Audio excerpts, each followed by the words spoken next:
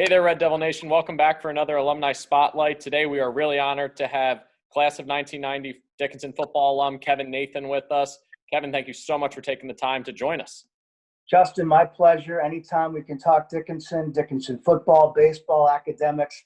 I do it every day anyway, but now actually there's a platform of people who want to hear me. I don't know how often they want to hear me talk about Dickinson in the newsroom. We love when we have an audience, right?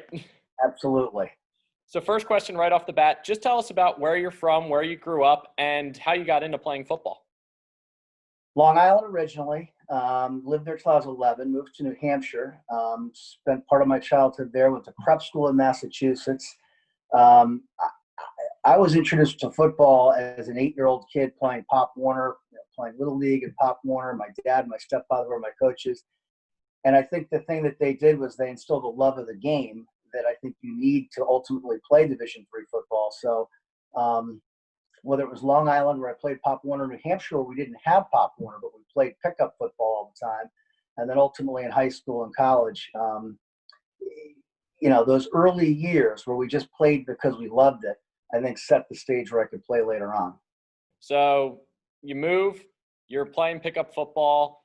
When you go to high school, did you just play football? Did you play other sports? And talk about your journey from high school to Dickinson.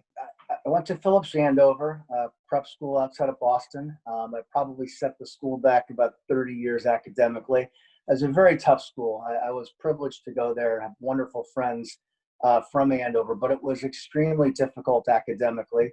I played football and baseball at Andover and then, ultimately at Dickinson as well. I was probably always a better baseball player. But my senior year of football at Andover, there were a group of postgraduates, PGs, guys in their essentially 5th year of high school. We were just a great bunch of guys. And football, again, I used that word fun, was so much fun that senior year that at that point I decided, I think I want to play football in college as well as baseball. And we had a coach at Andover my junior year named Gene Asaph, who was Dickinson class of 85, subsequently went to Notre Dame Law School, a very successful attorney. And Coach Asaph introduced me to Dickinson, at least had that seed in my head, and I applied. And, I looked at some NESCAC schools.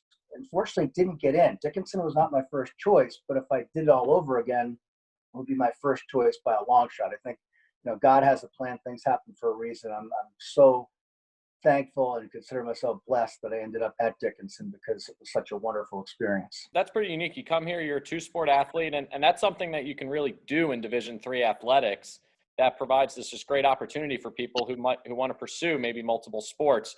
Talk about the mentality you had as a two-sport athlete and how you balanced both of those sports just because of the time commitment.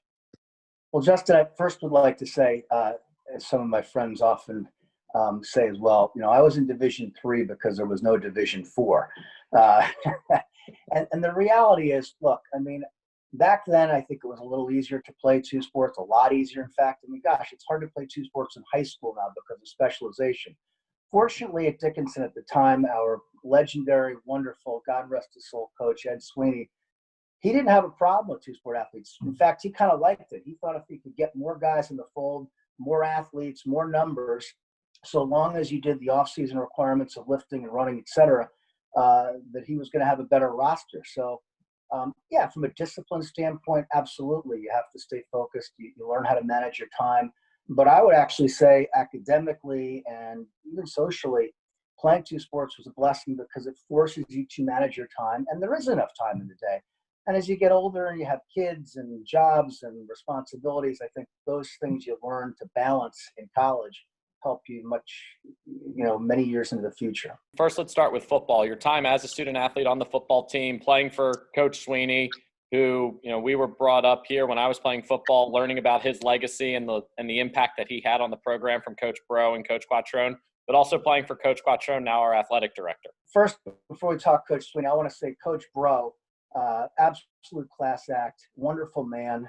He was the offensive coordinator my senior year, so I only actually played under Coach Bro for one season. But I always say, had any of my 3 kids, 2 of them were girls, played football in college, Coach Bro would have been a great man to play for. They don't make better people than Darwin Bro.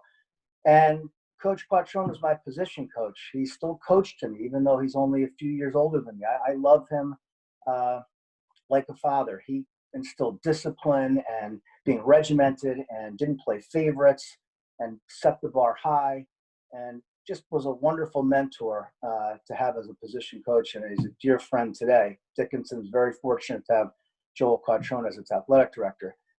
Coach Sweeney, everything you've heard is true and then some. I'll never forget one of my first days at Dickinson as a freshman. We had, 45 or 50 freshmen going out for football, an extraordinarily high number. I know people are going to say, what?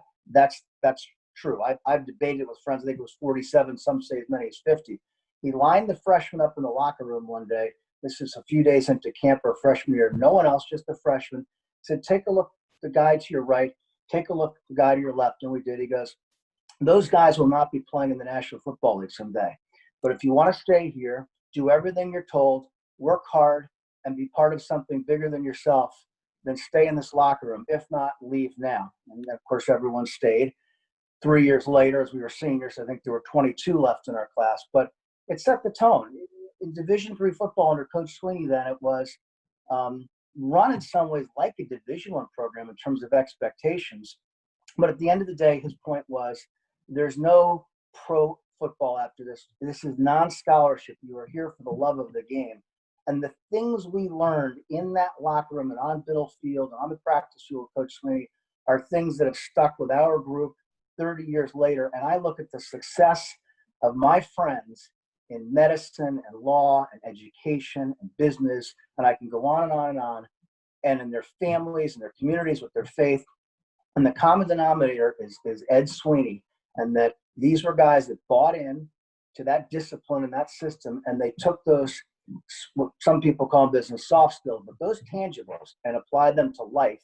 And that's the legacy of Coach Sweeney. That's why, even though we haven't suited up, for Dickinson football in 31 years, it lives inside us. When we hear wearing the red, that makes us think of Coach Sweeney, and it holds each other accountable to a higher standard. That I don't want to let Joe Traynor down, Jerry McLaughlin down, Kaz Lykos down, Bob Schnars, Mike Barojak, Scott Schlett, Andy Chalicki, Sean Maloney. Great guys, and I could go on and on and on that I played with, because they're all part of that Coach Sweeney family. Yeah, you touched on the lessons that Coach Sweeney and this staff taught you, and the success that you guys have now experienced in your professional careers.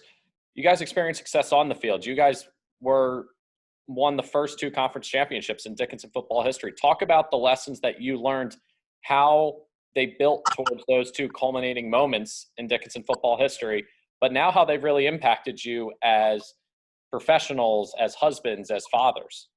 Well, I think the first thing, Justin, is you have to set goals. When we showed up as freshmen, Dickinson was coming off a 1-win season in 1985. Dickinson, the first half of the 80s, had one of the worst programs in the country. And that's not my opinion. That's a fact. You can look up the records.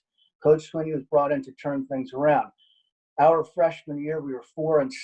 We had a lot of freshmen. Sophomore year, we went 7-3. Junior year, 10-1. And it was just the idea that he gave us sort of a game plan for what we had to accomplish. And you either bought in to that team approach or you weren't going to last very long. And the expectations were high in terms of not only what we were going to achieve, but how we were going to achieve it, that we were going to outwork teams. We sit around now, Joe Traynor and I will talk. Did we actually outwork teams? I don't know. But the perception in our minds was that we did, and therefore we felt like we're going to pull games out. Sophomore year, we started a 14-game winning streak, which at the time was the longest in Division III. And part of the story, you mentioned the championships, but part of it was heartbreak. Our junior year, we're 9-0. We're ranked top 10 in the country. We go to Ursinus. They're a 2-win team. Dickinson plans a reception at Ursinus. If there was a point spread, we would have been a 3 or 4 touchdown favorite. Their backup quarterback comes in. Our defense knocked out the starter. They pull out a miraculous win with 6 seconds left. In the history of college football, only 10 times that the team lost a perfect season on the last play of the season. And you can't imagine how devastated that locker room was. But in typical Ed Sweeney, Coach Sweeney fashion, he picked us up. We found out 2 days later we played Fordham in the ECAC South Bowl. They were going to Division I. Had there been a point spread for that, we would have been a 5-touchdown underdog. We went to the Bronx, played Fordham at the house that Lombardi built, and we beat them on their home field 21-14. And then the next season we went undefeated. So the lesson there is that, look, take nothing for granted. The guys that were seniors that year when we lost my junior year to Ursinus, we learned a valuable lesson. Take nothing for granted. We also learned that when you get knocked down, you get back up. We got back up, beat Fordham, got back up the next season, went undefeated, made the playoffs. And there were so many lessons learned through that whole experience that, again, in business, you're not always going to get the promotion. You're not always going to get the sale. You're going to, more times than not, I tell my kids, you're not going to get the prize, whatever it is you're chasing. But do you get back up when you get knocked down? And when you played for Ed Sweeney in that era, if you stuck it out, you learned that lesson. And believe me, it's stuck with every one of us all these years later. And I can attest that, those were the same lessons being taught to us when I played here. And certainly my dad taught my siblings and I the same lesson of fail and fail often. Yep. It's the only way you're going to learn. Absolutely. So moving over to the baseball field, talk about your time there as a baseball player. And you have all these great teammates from football, but you also have this other family of baseball teammates in the baseball family. So just talk about a little bit about your time there playing baseball and what you learned from those guys. Well, interestingly enough, there were a number of guys that played football and baseball. Scott Cohn, who's gone on to be a very successful front office executive in the National Football League with the Ravens now. He's a year behind me. He played football and baseball with me. Jerry McLaughlin is a corporate CEO now, my year, all-conference in football, MVP of the baseball team. Jack Molesky, MVP of the football team the year after I graduated, all-conference in baseball. We had a number of guys. The reality was we had other guys on campus that we tried to recruit that were football players that didn't want to play baseball. It was a great experience. It was perfect for me because, look, Coach Hansen's done a fantastic job with the baseball program at Dickinson now. At the time, we had a part-time coach, a local police officer, Coach Wolfie. And, Wolfie and Trinity, assistant coach, did the best they could as part-time guys coaching the team. I think the point is baseball was really just fun. We went out and played. It was a glorified, almost like a club sport. We weren't terribly competitive. I loved baseball, loved to play. But I guess maybe what I'm getting at is the expectations weren't what they were in football, which allowed people like me to play two sports, much more difficult to do, in the year 2020. Moving over. I did lose at Johns Hopkins 31-0. I was on the losing end of a pitching performance. 11 unearned runs, though, Justin. So my ERA went down. But well, that's always helpful. 11 unearned runs will help a pitcher for sure. Look up my ERA junior year. I think it was 9 point something. I wish my GPA had been as high as my ERA. Well, great segue with the GPA. Now we're going to the academic side. Talk about how Dickinson helped you find your passion. Right now you're in professional television. Dickinson doesn't have a communications major. So what here at Dickinson sparked your interest in pursuing the career that you are now in? So interestingly enough, I knew I wanted to go into broadcasting, sportscasting in particular, at 8 or 9 years old. Go to Notre Dame and win the Heisman and pitch for the Mets, then being a broadcaster was the next best thing. And anyone who sees me standing up at 5'8" knows Notre Dame Heisman and the Mets wasn't going to happen. So broadcasting was the next best thing. I had some guidance people in high school and a couple of friends who encouraged me to think about being well-rounded and not going to a big communication school and thinking about playing sports in college. So I went to Dickinson knowing I wanted to go into broadcasting, but with this plan in mind. I majored in English because I thought writing was the most important skill I would have. Wanted to play sports because I thought if I was going to be in broadcasting, it would help to have played, in my case, the highest level I could, again, D3 because there was no D4. And I interned in Boston. I interned at a local cable access station. I was calling high school games my senior year. It was great. I made $40 cash to call a high school football game, Boiling Springs, Chambersburg, whoever was playing on Friday night, and then I'd have our game on Saturday. So it was wonderful. And I would say Dickinson prepared me incredibly well overall. Intellectually, I would say from a purely broadcasting standpoint, I may have been a little bit behind when I first started, but I wouldn't change anything. It was a separator for me, in my opinion, all the years I was a sports anchor, sports reporter, to have played sports. I understood what a devastated locker room looked like. I was in there when we lost to Ursinus. I understood what jubilation looked like in a locker room, having won championships at Dickinson. I knew when athletes talked about work and achieving a goal. I knew a lot of the things that athletes went through because I went through it at Dickinson, albeit on a much smaller level than the UConn basketball teams I've covered, or the Red Sox or Yankees or Giants or Patriots, whatever it may be. You have this plan, you put it in place, you move forward with it, and you did touch on it a little bit, but how did this liberal arts education really impact your career, especially what you're doing now in broadcasting, where you have to talk about baseball, you have to talk about collegiate basketball, you have all these different things, you meet all these different people. How did a liberal arts education really help you become that well-rounded individual? I think it teaches you how to be a critical thinker, not necessarily what to think, or necessarily that you retain every nugget that you learn in your 4 years of college. It's that you can be analytical. In sports, for example, I'm a news anchor now. It's the same principles, but you take a lot of information, you have to disseminate it and break it down to its most basic parts to be able to communicate it to somebody. And I think, look, you think of a history class where I was an English major at Dickinson. You read a few books, and now you're asked to write a paper about it that may only be a few pages long. I think of Professor Rosen, wonderful English professor at Dickinson. I took a nonfiction writing class with him my senior year and thought, oh, this will be easy.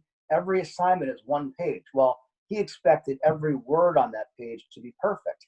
And it was probably the best segue into broadcasting, where you're taking a lot of information, trying to whittle it down to its most essential parts. And I think that critical thinking, being able to look at a lot of things and ask yourself, what is this story really about? I think those skills began to manifest at Dickinson and have helped me, the last 30 years or so. And looking at your professional career, you've gone from sports anchor now to news anchor. How have you grown, do you think, as a professional, and how have you kept that passion going for what you do?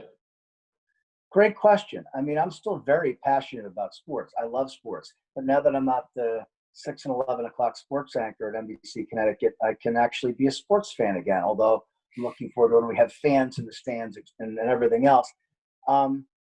I was just ready for a change. I wasn't that interested in politics and my community the way I am today. I've lived in Connecticut with my family for 24 years, so this is home. I care about what happens in Connecticut. So it was a natural transition to news anchor. It was something different. I almost equate it to, a Coach Quattrone going from coach to athletic director. You're in the same realm. A lot of the skill set's the same. It's still something you love, but you're just doing something a little different. I got into broadcasting because I loved sports.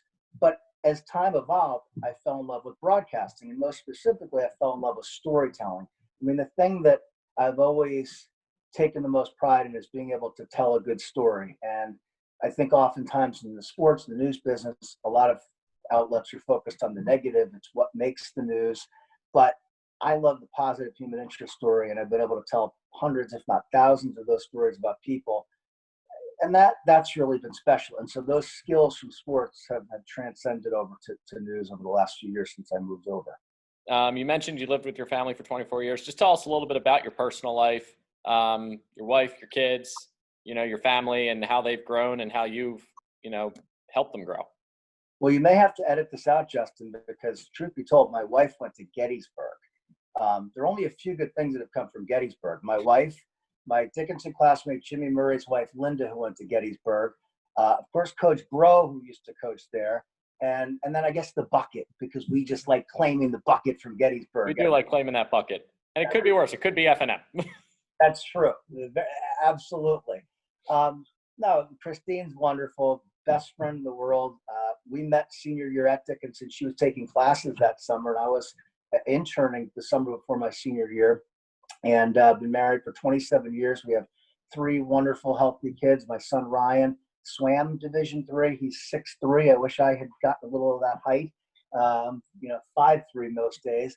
And then I have 2 daughters. My middle daughter is very athletic and well-rounded, and my younger daughter's more into music. But I'm blessed to have a great family, a lot of love, very tight. and they get sick of hearing about Dickinson stories, but that's too bad. They're going to keep hearing them, and the stories in my mind get better and better, Justin. Yeah, I mean, the stories always do. I would have to agree with that as a Dickinson alum. Touching briefly too on your relationships, you mentioned so many teammates that you guys are still so close. You still hold each other accountable. How have you cultivated those relationships over the time, having even not been in a football uniform and a baseball uniform in 30 plus years? Well, as much as I despise modern technology, if you come to my house on a Friday night, you'll only hear 70s and 80s music. And on some level, I wish we only still had a landline. But technology is good for some things. It certainly helped us in a pandemic to connect. But I think texting, where we've had groups of guys reconnect a little bit on Facebook, there aren't enough reunions these days. We need to get back into that. I think part of it is that you go through this 20-year time warp, I call it, where you're raising your kids. But I think of, Joe Trainer, who was a two-time captain for us, former Division I coach, who's a high school athletic director now. I talk to Joe a few days a week. Kaz Lycos was in my class, went to Duke Law, immensely successful businessman out in California. I'll be talking to Kaz later today. Jerry McLaughlin and Scott Schled and Bob Schnars, and I'm going to leave Jimmy Murray, Wynn Smathers. Any one of these guys, and I think it was proven 3 years ago when Coach Sweeney passed away, and we had about 50 guys back on campus for memorial service. Every single guy, your face lit up. Whether you stayed in touch or you didn't, there's a bond, there's a love between the players that's very unique and very special. And again, when you go from being the worst program in the country to winning 7 or 8 straight conference championships, and you're part of that turnaround, you stick it out. I think of Chris Henwood. Henny was great friends with Dave Webster, lacrosse coach, and Henny and I were friendly in college, but he was a lineman. He was 2 years ahead of me. Kind of reconnected at Coach Sweeney Memorial, and subsequently have stayed in touch and have a lot in common. And that's another thing. 30 years later, you'll leave Dickinson, and maybe people that you brushed through on campus become friends. There's a UConn professor who lives here in Glastonbury, Connecticut, where I live. He was class of 91. I didn't know him from Adam in college. We've connected here in town. We've broken bread a couple of times. And Nate Rickles, and he's just a wonderful, warm soul, interesting guy. Had no connection to him whatsoever at Dickinson. Dickinson's our connection now, but we have a great relationship. And, that's kind of what makes a small school special, is you feel that bond. Absolutely. I would agree 100% with that. And looking at those connections, that they're so vital to the alumni, but they're so vital too to the student athletes. Why do you feel it's important for you as an alum and for your group of alumni to stay connected to this current generation of collegiate athletes here at Dickinson?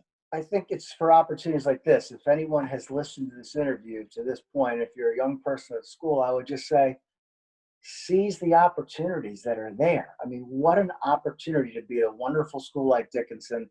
Get involved as much as you can with the extracurriculars. Engage with your professors.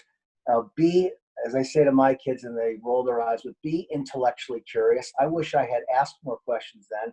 I would love to go back and take some history classes that I didn't take, or some religion classes, or whatever it is. Become a lifelong learner.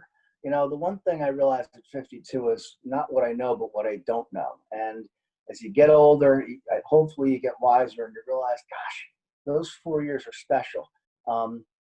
If you're in fact an athlete and you're watching this, play for the love of the game. Yes, you want to get on the field and play, but I look at my football career. I didn't start till my senior year, and I had a good senior season. I asked myself, well, would I feel this affinity for Dickinson had I sat on the bench senior year? And then I look at a few of my friends who were that. They were that guy. They didn't get a chance to play in their 4 years. And they love it as much as 4-year starters like Mike Borosiak and Bob Schnars and Joe Trainer. So to me, you play for the love of the game. There are hundreds and thousands of hours of practice and maybe 100 hours of actual game time in your 4 years of football. So love every second of it. Love going to the weight room. Love the practice. Love the sweat. Love the walk from the field back to grab a meal. Those are precious times. Put your phone down. We were there at Dickinson in the 80s. There were no phones. We had those walks. We had those talks. That's what made us so close, I think. And I would do it all over again in a heartbeat. Well, I'm right there with you. And I was one of those football players. I earned a spot as a walk-on, and I never started a game, but there wasn't a day that went by that I did not race down the middle field to put on a uniform and get out to practice. There was just something special about it.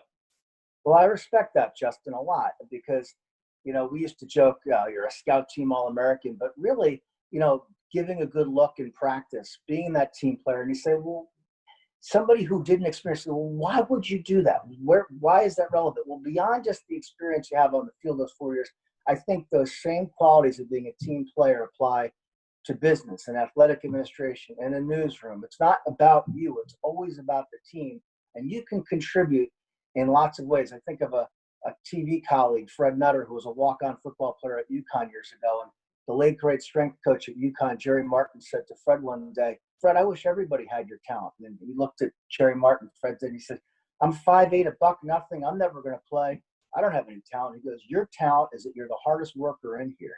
So we can all bring something to the table. And I love that about Dickinson and Division III athletics is that, you can just be a great teammate. You can be the hardest working guy in the weight room, on the practice field, and have a wonderful experience without getting your name in the paper.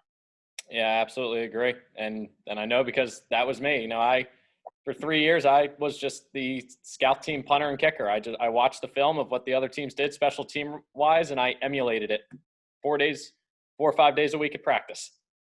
That's awesome. It's great. And I see the smile on your face, and I'm sure you have those great bonds with the guys that you practice with, and there's that respect level. When we get together as a group, no one sits there and talks about some great play they made. We don't even necessarily talk about wins or losses. We talk about moments and the funny stories and what we got through, how we endured, training camp in 1986 when we had 3-a-days, not 2-a-days, 3-a-days. Yikes.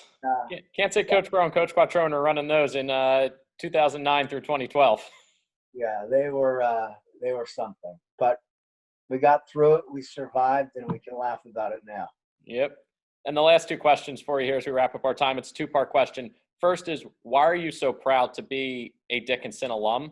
And the second part of that is, what gave you and still what gives you so much pride in wearing the red? First part of it would be my friends, and not just because they're my friends, but because of the men that they are, the men that they've become. What I said before, we hold each other accountable. It's a subtle thing. It's just that the expectation level of doing the right thing is there. I look at these men in their communities, and they're men of great faith, their diligence, their work ethic, the marriages they have, the type of things they do in their communities to give back. And it's across the board. And the commonality with those friends is great work ethic, that nothing was handed to them, that they realized that to be successful, they had to work for things, that no one was going to give them anything. So that's something that always stays with me. And the pride in Dickinson, I think it starts with Coach Sweeney and what he demanded of us, and that the fellas that were able to stick it out have that in them. That sometimes people say football builds character, other people say football reveals it. I think in our case, it's a little bit of both. I think these were guys that had a lot of character, and that was revealed in football, but I also think Coach Sweeney and what he instilled built character. And whether it's the guys the year ahead of us, the Frankie Anticos, Keith Wilsons, who I know you profiled, Pat Hayhair, Ronnie Duska, Chris Henwood 2 years ahead. These guys, Billy Sticka, Webby, just great people. And I think you have pride when you look back and that the lessons you learned with them apply today. That, you better have a goal. What's your goal? Not just for today, but 5 years from now. What are you going to do to work at it? As John Wooden said, your best is needed. Be at your best when your best is needed, and your best is needed every day. I think these guys have that in them, and it applies to their life every day. And I think those are things we learned at Dickinson, and they'll stay with us forever. And they were forged on the football field, but they apply now to the boardroom and the schools and the newsroom, wherever it may be. And I take a lot of pride in that. Well, Kevin, thank you so much for joining us today and for sharing your story and for shedding so much light on what it means to be a Red Devil and what you have done in your journey. Justin, thank you. I love Dickinson, love my time there. Sorry that I didn't wear a red shirt today. They won't let me wear that on the air yet, but we're working on it. Well, as soon as you can wear one, we'll send you one. Sounds great. Be well. Thank you. You too. And we look forward to seeing you back on campus soon. Can't wait till this pandemic's over. We missed our 30-year reunion this year. That means we're going to have to come back and have that much more fun next year or 2 years from now, whenever the heck this global pandemic comes to an end. Well, we look forward to it. We'll be right there alongside you celebrating. Awesome. Be All right. well. We'll talk to you soon. All right, Justin. Thank you.